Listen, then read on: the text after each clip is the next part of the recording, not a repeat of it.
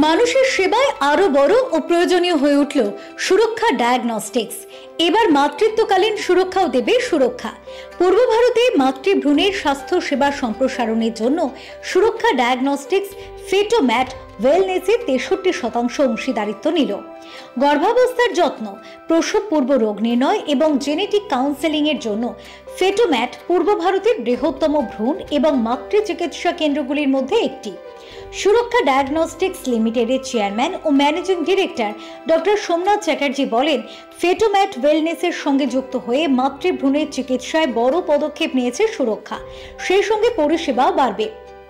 ফেটোম্যাট ওয়েলনেসের প্রতিষ্ঠাতা ও পরিচালক ডক্টর প্রদীপ গোস্বামী বলেন, সুরক্ষা ডায়াগনস্টিক্সের সাথে যোগদান ফেটোম্যাটের জন্য একটি গুরুত্বপূর্ণ মাইল ফলক।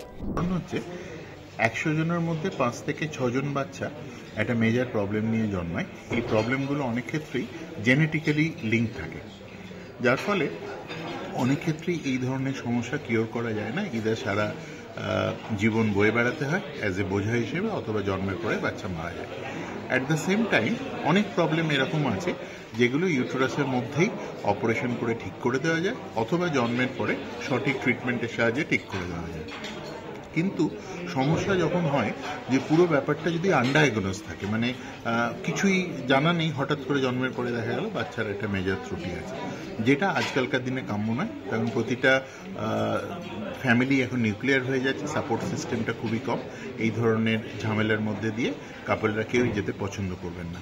সেই অ্যাসপেক্টে এই সায়েন্সটা একটা অত্যন্ত গুরুত্বপূর্ণ সায়েন্স। পশ্চিমবাংলা বা পূর্ব ভারতে compared to rest of the part of the country and also world aspect এই ফেসিলিটিটা খুবই কম। আমরা ফিটোম্যাট ওয়েলনেস, আমরা এই ফিটাল মেডিসিন সায়েন্সটাকে প্রোভাইড করি এই মুহূর্তে কলকাতার 2টো সেন্টারের মাধ্যমে।